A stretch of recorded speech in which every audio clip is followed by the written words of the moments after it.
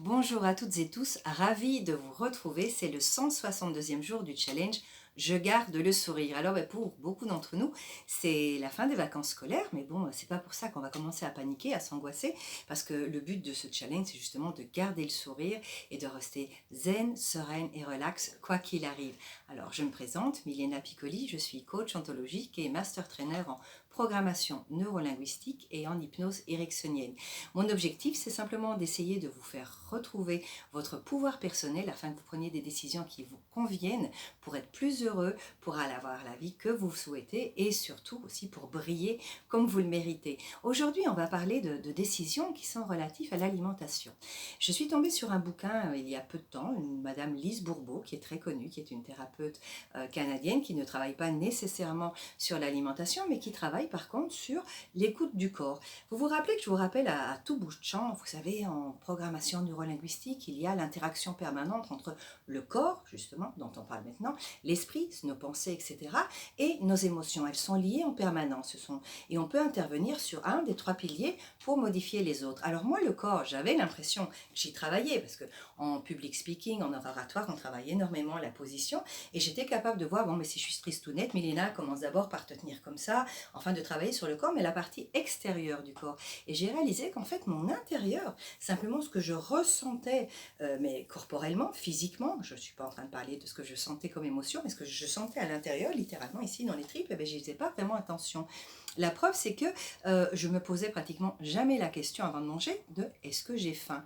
Ben non, parce que je mangeais pour, je sais pas, parce que c'est l'heure, parce que les autres mangent, je termine mon assiette parce que on termine son assiette, je suis contente, je mange, je suis triste, je mange.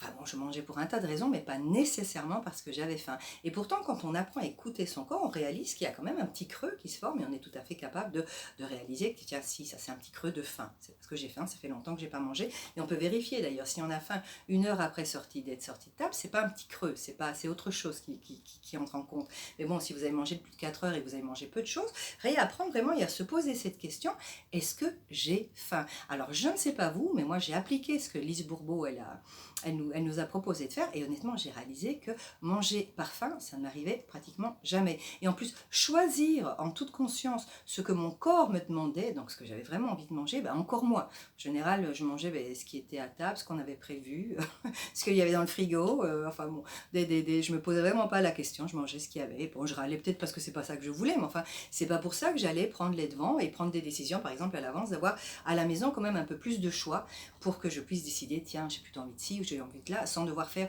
150 repas, parce que je vous vois déjà venir, mais Léna, je vais quand même pas faire un repas pour moi, un repas pour mon mari, un pour moi, pour mes enfants, et j'ai envie de dire, pourquoi pas, parce qu'en fait, c'est une question de priorité, à chaque fois on dit on n'a pas le temps, c'est tout à fait d'accord, mais ça veut simplement dire qu'on donne une priorité à d'autres choses en matière de temps qu'à la préparation des repas qu'on a envie de manger. Donc je vous explique en quelques mots en quoi ça consiste. Alors cette madame Lise Bourbeau, elle nous propose la chose suivante. Dès que vous mangez, vous d'abord vous posez la question, est-ce que j'ai faim? Ça a l'air anodin, ça a l'air stupide comme ça, mais je vous assure qu'on est nombreux à ne même pas se poser la question d'abord, est-ce que j'ai faim? Moi, personnellement, je réalise qu'il n'y a que petit déjeuner où en général, je dis est-ce que j'ai faim? Et je dis, ah bah oui, là j'ai faim, hein, j'ai pas mangé depuis hier soir, j'ai faim. Mais en général, les autres repas, honnêtement, j'ai toujours une petite croix, non, en fait, je mange, mais j'ai pas vraiment faim.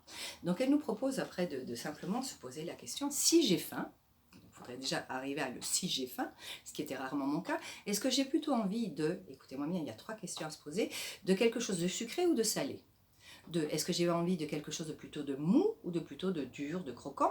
Et est-ce que j'ai envie de quelque chose de plutôt froid ou de plutôt chaud? Et en fonction des 3 réponses, eh bien, on se concocte quelque chose. Pour le petit déjeuner, c'est relativement facile parce que bon, on peut passer du porridge aux œufs, à des cornflakes, enfin du chaud, du froid, c'est relativement facile à mettre en place. J'avoue que pour les repas suivants, en fonction de si on mange en famille ou pas, il faut avoir de quoi préparer dans son frigo, je vous l'avoue. Donc ça, c'était la première chose à se poser. Est-ce que j'ai faim? Et si j'ai faim, de quoi est-ce que j'ai envie? Et se préparer quelque chose dont j'ai envie. Parce que quelque part, si votre corps il se dit non, ce matin, j'ai plutôt envie de manger quelque chose de chaud, c'est pour une raison. Il y a une raison à ça. Donc j'écoute mon corps. Qu'est-ce qu'il a envie? Il a envie, non, aujourd'hui, il a plutôt envie de croquer. Là, il a besoin de mordant. Et bien voilà, il y a des raisons à tout ça et bon, il faut les écouter. Ensuite, ce qui était très intéressant, c'est que si vous répondez que vous n'avez pas faim, Regardez, ça c'est super intéressant parce que quand on le fait pendant plusieurs semaines de suite, on voit que c'est toujours un peu le même pattern qui apparaît. Vous posez la question suivante. Alors, est-ce que j'ai mangé par habitude? Bah voilà, je mange parce que j'ai l'habitude de manger 3 fois par jour. Oui, il est midi et demi, je mange quoi. Enfin, c'est l'habitude. Simplement, on ne se pose même pas de questions, on s'assied. Voilà, on est un petit peu programmé. Vous savez, programmation neurolinguistique. On nous a appris qu'on mangeait 3 fois par jour, qu'on faisait des encas dans l'après-midi. Enfin, avant, hein, pas tout le monde n'a eu les encas, ça varie d'une famille à l'autre. Mais bon, voilà, on a pris l'habitude de manger à certains horaires et on ne se pose même plus la question est-ce que j'ai faim ou pas. On s'assied et on mange et on met les fourchettes en bouche parce que voilà, parce que c'est l'heure. On a l'habitude de manger. La deuxième, c'est on mange par principe. Et ça a plutôt à voir avec terminer son assiette. Parfois, en cours de repas, ça y est, on n'a plus faim. Mais par principe, on nous a appris qu'on termine son assiette. Et puis, on ne va même pas se poser de questions et se dire, non, j'arrête de manger, j'ai plus faim. J'arrêterai de manger quand mon assiette sera vide. Et on ne se pose pas vraiment la question. En plus, on a tendance à manger relativement vite. Donc, on n'a même pas le temps de voir si la satiété est atteinte ou pas. Donc, il y a des tas de raisons qui ont un rapport avec le principe. Et puis, on mange parce qu'on mange en famille. J'ai pas faim du tout, mais voilà, il est 6h30, les enfants doivent manger, je mange avec eux parce qu'on mange en famille. Point barre. Donc ça, c'est quand on mange par principe. Est-ce que vous commencez déjà à vous reconnaître de temps en temps dans ce qui est manger par habitude, manger par principe? Alors les suivants sont intéressants aussi parce que là, je m'y retrouve. Je m'y retrouve assez souvent, c'est manger par gourmandise. Et ça vaut la peine c'est plutôt pour les Incas. Les Ancas, pardon. Les Incas, je sais pas ce qu'ils faisaient. Est-ce que je mange parce que j'ai vu quelque chose qui m'a fait saliver, parce que je sais qu'il y a quelque chose de bon dans le placard, parce que le voisin, là, je l'ai vu, il passait avec, il a un gâteau, là, il a pris un petit gâteau, 4 heures, j'ai vraiment envie d'avoir la même chose. Et donc, ça, c'est de la gourmandise. En fait, on n'a pas faim du tout, mais on a vu ou on a senti quelque chose, une odeur qui nous a alléchés et on a envie de manger la même chose. Mais là, c'est vraiment de la gourmandise parce qu'on n'a pas faim du tout. Et ça, c'est bon de le savoir aussi, parce que si vous savez que vous avez cette tendance, et j'ai cette tendance, il y a certaines rues et pâtisseries où j'essaie de ne pas passer devant, parce qu'en général, à chaque fois, je dis, oh là là, mais qu'il a l'air bon ce petit gâteau, allez, on va en prendre un pour 4 heures, et puis je vais l'acheter à 4 heures, j'aurai pas faim du tout, et il est fort possible que je le mange même avant 4 heures. Et ça, c'est valable aussi de toutes les choses qu'on a stockées dans le placard. Si vous savez que dans vos placards, vous avez des choses qui vous tentent, et que chaque fois que vous les ouvrez, vous les voyez, il y a un moment où vous allez dire, je voudrais bien prendre un petit bout de chocolat, tiens. Donc ça, c'est plutôt ce qui s'appelle manger par gourmandise. Il y a aussi manger par paresse. Qu'est-ce que c'est manger par paresse? C'est que j'ai la flemme et je mange ce que je trouve. Voilà. Mon mari a préparé ça. J'ai pas particulièrement faim maintenant. J'aime pas vraiment ce qu'il a préparé, mais j'ai pas envie de devoir cuisiner. Donc, tant pis, je vais manger ça. Voilà. Ou, allez, je vais commander une pizza. C'est quand même beaucoup plus fastoche. Donc, c'est un peu par paresse. Mon corps, il a pas envie de ça du tout. Mais bon, j'ai pas envie de perdre de temps. Donc, je suis un petit peu paresseuse. Donc, ça peut aussi être une raison. J'ai pas envie de cuisiner et je vais manger ce que je trouve. Voilà. Il y a aussi, et ça c'est intéressant, c'est manger par émotion. Et là, ça vaut la peine qu'on s'arrête un petit peu parce qu'on peut manger pour des tas de raisons. On peut manger parce qu'on est content. Il faut célébrer. Hein. Oui, on est content, on célèbre. Hein. On ouvre une bouteille et on ouvre le paquet de chips ou alors on se prend un bon petit chocolat chaud avec plein de petits gâteaux parce qu'on est content. Voilà. Ou alors on mange tout à fait parce qu'on est triste. On est triste et on doit combler le vide et voilà, on se remplit d'autres choses. On mange parce qu'on est stressé. Alors, on a le stress, on a besoin de manger pour tuer ce stress. Et alors là, c'est une ligne sans fin quand on a cette tendance-là. Parce qu'en général, on ne va pas uniquement manger pour une émotion, on va manger pour toutes les émotions.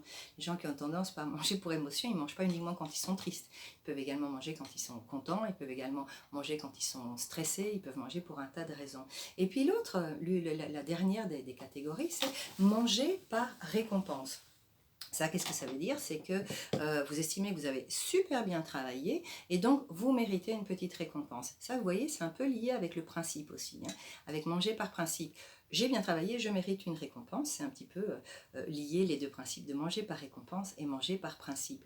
Ça peut arriver qu'il y ait plusieurs sujets qui se recroisent. Ça peut être aussi que j'estime que je mérite que quelqu'un me dise c'est super ce que tu as fait.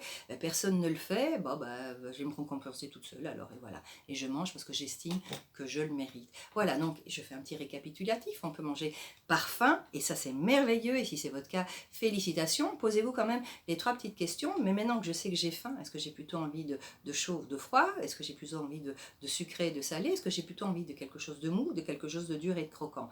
Maintenant, ça, si ce n'est pas la raison de la faim et que vous avez quand même mangé, posez-vous la question après, j'ai mangé pour quelle raison? Donc les 6 raisons, c'est par habitude, par principe, par émotion, par récompense, par paresse, et il m'en manque un, et je vais regarder tout de suite.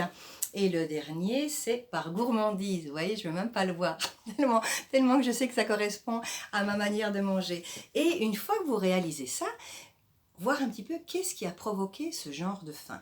Donc, commencez à être conscient. Eh bien, j'ai terminé l'assiette parce que je commence à prendre conscience que dans ma famille, on avait cette croyance qu'on ne sort pas de table tant qu'on n'a pas terminé son assiette. Ou alors, je réalise qu'en fait, ce bout de chocolat, je l'ai mangé simplement parce que ça fait 3 fois que je le vois dans le placard. Voilà, donc c'est pour ça. J'en avais envie, à force de le voir, j'en avais envie. Ou alors, et les émotions, qu'est-ce qui s'est passé juste avant ? Avec les émotions, c'est vraiment important de faire le lien. Qu'est-ce qui s'est passé juste avant que je me suis ruée sur la nourriture? Est-ce que j'avais reçu une mauvaise nouvelle? Est-ce que j'ai réalisé que j'allais avoir beaucoup plus de travail que prévu? Est-ce que j'ai réalisé que je m'ennuie, en fait, que j'ai fini, j'ai plus rien à faire, voilà, donc je stresse. Qu'est-ce qui a provoqué la ruée sur la nourriture?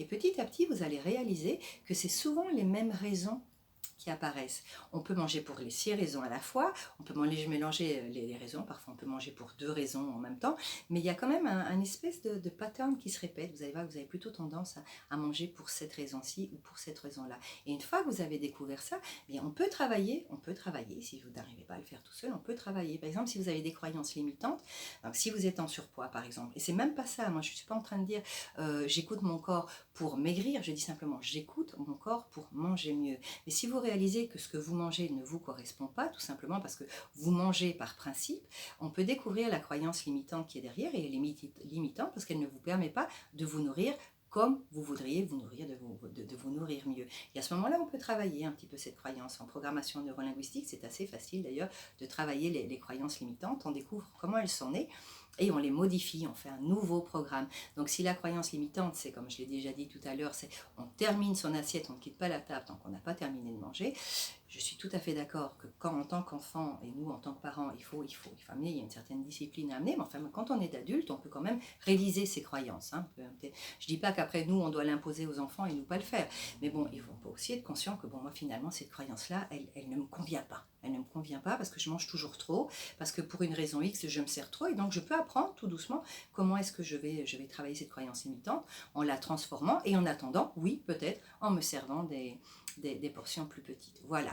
Alors, si pour toutes les autres croyances, on peut travailler ça, c'est assez facile. Maintenant, si vous mangez par gourmandise, eh bien, il y a éviter certaines rues, éviter d'avoir les placards pleins. Si c'est par paresse, eh bien, quand vous n'êtes pas paresseuse, par exemple, préparez des plats à l'avance qui vous plaisent et commencez à être vraiment consciente de ce que mon corps me demande et de ce que mon corps a besoin en ce moment et en tenir compte. Si votre corps, il vous dit, j'ai besoin de croquer, c'est probablement parce que vous êtes énervé, vous avez probablement envie de mordre quelqu'un, mais ce quelqu'un-là, vous ne pouvez pas le mordre, donc ayez toujours des noix à disposition, etc.